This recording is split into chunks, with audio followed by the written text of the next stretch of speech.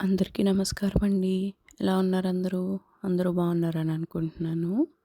అయితే మొన్న second product ఏంటన్నది చెప్పుకున్నాం కదా!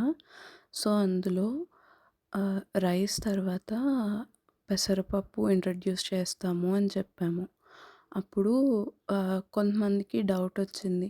సో, ఎందుకు పెసరపప్పే అని. యాక్చువల్‌గా వీడియోలో చెప్పాను. పెసరపప్పు అయితే చాలా లైట్‌గా ఉంటుంది. డైజెస్టివ్ ఇష్యూస్ ఏమీ రాకుండా ఉంటాయి పిల్లలకి అని.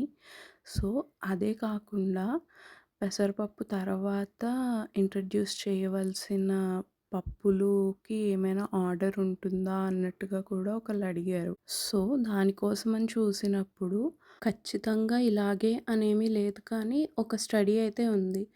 ఫస్ట్ ఏది, తర్వాత ఏది, ఎలాగ పిల్లలకి ఇంట్రడ్యూస్ చేస్తే వాళ్ళ డైజెస్టివ్ సిస్టమ్ అనేది ఏ ఇబ్బంది లేకుండా అలవాటు పడుతుంది అనేసి. ఆ స్టడీ ప్రకారం ఫస్ట్ రైస్ ఇస్తాము. ఆ తర్వాత పెసరపప్పు యెల్లో కలర్‌లో ఉంటుంది కదా! మనకి పొట్టది లేకుండా అదివ్వాలి. ఆ తర్వాత మసూర్ దాల్ అని చెప్పారు. అంటే ఎర్ర కందిపప్పు అంటాం కదా! అది. దాని తర్వాత పొట్టుతో ఉండే పెసరపప్పు ఉంటుంది కదా! అది ఇంక్లూడ్ చేయమన్నారు. సో, అంటే పొట్టులో ఇంకొంచెం ఫైబర్ ఎక్కువుంటుంది కదా! దానివల్ల అయ్యుండొచ్చు. ఆ తర్వాత మనం డైలీ వాడుకుంటాం గదా! కందిపప్పు. కందిపప్పుని ఇంక్లూడ్ చేయాలి. అదయిన తర్వాత అప్పుడు మినుములు. సో, ఇంకా ఆ తర్వాత నుంచి మెల్లిగా వన్ బై వన్ ఇంక్లూడ్ చేసుకోవచ్చు.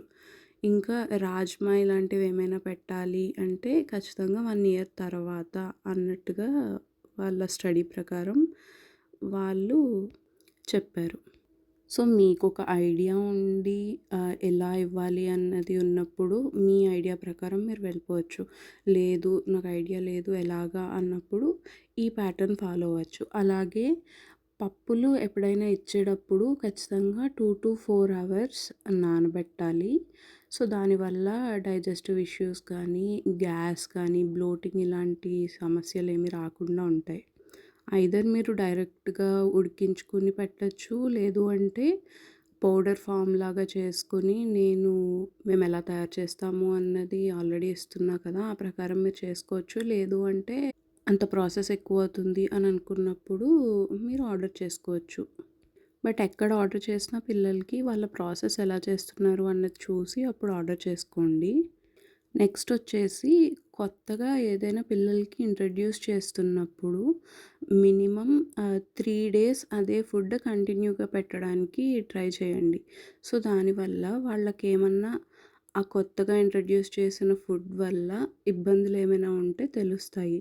అలా కాకుండా ఒకరోజు ఒకటి, ఇంకొక రోజు ఇంకొకటి పెడితే దేనివల్ల తేడా వచ్చిందన్నది మనం చెప్పడం కష్టమైపోతుంది. సో, అన్నీ ఒకేసారి ఇచ్చేయాలి, ఒకేసారి పెట్టేయాలి అనే కన్నా వన్ బై వన్ ఇస్తే మనం వాళ్ళకి హెల్ప్ చేసిన వాళ్ళం అవుతాం ఒక విధంగా. ఈ 3 డేస్‌లో ఏంటంటే వాళ్ళకేమైనా తేడా అంటే ఆహ్, ఆ ఫుడ్ పడకపోతే డయేరియా గానీ, వామిటింగ్స్ కానీ, లేదు అంటే ర్యాషెస్ రావడం అలా ఏదో ఒక సైన్ అనేది మనకు కనిపిస్తుంది. అలా ఏమైనా ఉంది అంటే ఆ ఫుడ్ వాళ్ళకి పడట్లేదు అనుకుని అది కొన్ని రోజులు ఆగి కొంచెం పెద్ద అయిన తర్వాత అప్పుడు మళ్ళీ పెట్టి మళ్ళీ ట్రై చేసి చూడొచ్చు. సో, ఈ ప్రాసెస్ అనేది పిల్లలకి 9 మంత్స్ వచ్చే వరకు చేస్తే బెటర్. వీటితో పాటు ఫుడ్ ప్రిపేర్ చేసినప్పుడు ఐదర్ డైరెక్ట్‌గా కుక్ చేసి పెట్టినా, లేదు పౌడర్ ఫామ్‌లో ఉన్నది కుక్ చేసి పెట్టినా కూడా 1 డ్రాప్ ఆఫ్ ఘీ వేసి పెడుతూ ఉండడం అలవాటు చేస్తే వాళ్ళకి డైజెషన్ బావుంటుంది. ఆ తర్వాత మనం పెట్టే ఫుడ్‌లో ఉన్న న్యూట్రిషన్ అబ్జర్వ్ చేసుకోవడానికి కూడా బాడీకి చాలా హెల్ప్ అవుతుంది. సో, ఇదండి ప్రాసెస్. ఏ ఫుడ్ తర్వాత ఏ ఫుడ్ ఇంట్రడ్యూస్ చేయాలి అన్నదానికి. అయితే తర్వాత ఇంకొక విషయం కూడా ఇక్కడ డిస్కస్ చేయాలనిపించింది. నేను ఒక మామ్స్ గ్రూప్‌లో ఉన్నాను. అయితే అక్కడొచ్చిన డిస్కషన్ అనమాట. ఒకళ్ళు అడిగారు మా బేబీకి 6.5 మంత్స్. నేను డ్రై ఫ్రూట్స్, నట్స్ అవి ఇంట్రడ్యూస్ చేయొచ్చా అనేసి. అయితే నేనన్నాను అక్కర్లేదు. ఇప్పుడు వాళ్ళు మిల్క్‌లో వాళ్ళకి కావాల్సిన న్యూట్రిషన్ అంతా వస్తుంది. ఇప్పటి నుంచి ఎందుకు 1 ఇయర్ తర్వాత ఇంట్రడ్యూస్ చేసుకోవాలి అని. ఇంకొకళ్ళొచ్చి అన్నారు ఎందుకు పిల్లలకి ఫస్ట్ నుంచే న్యూట్రిషియస్ ఫుడ్ ఇవ్వకూడదు? న్యూట్రిషన్ అనేది చిన్నప్పటి నుంచి ఇవ్వాలి కదా పిల్లలకి అని అన్నారు. సో, చిన్నప్పటి నుంచి న్యూట్రిషన్ ఇవ్వాలి అంటే వాళ్ళకి కావాల్సినంత, వాళ్ళకి సరిపోయేంత న్యూట్రిషన్ ఇవ్వాలి. అంతేగాని ఒకేసారి ఎల్‌కేజీ పిల్లోడికి 10థ్ క్లాస్ సిలబస్ చెప్తారంటే ఎలా కుదురుతుందండి? ఇది గూడా అంతే కదా! వాళ్ళకున్న చిన్న పొట్టకి ఇప్పుడిప్పుడే ఫార్మ్ అవుతున్న డైజెస్టివ్ సిస్టమ్‌కి, ఆ గట్ హెల్త్‌కి ఎంత ఇబ్బందయిపోతుంది. నట్స్, సీడ్స్ అలాంటివన్నీ ఒకేసారిగా ఇచ్చేస్తే, 1, 2 వేస్తాం కదా అని అనుకోవచ్చు. అయినా కూడా అది వాళ్ళకి చాలా హెవీ అయిపోతుంది. సో, ఎందుకు అంత ఇచ్చేయాలి, వెంటనే వాళ్ళకేదో చేసేయాలి అనుకోవడం. అలా అనుకోవడం ఓకే.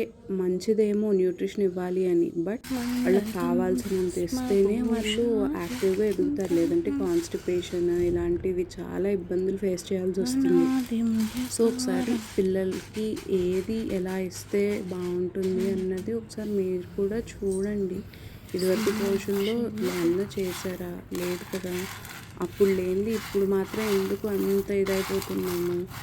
ఒకసారి ఆలోచించి దాన్ని బట్టి పిల్లలకి ఫుడ్ ఇంట్రొడ్యూస్ చేయండి.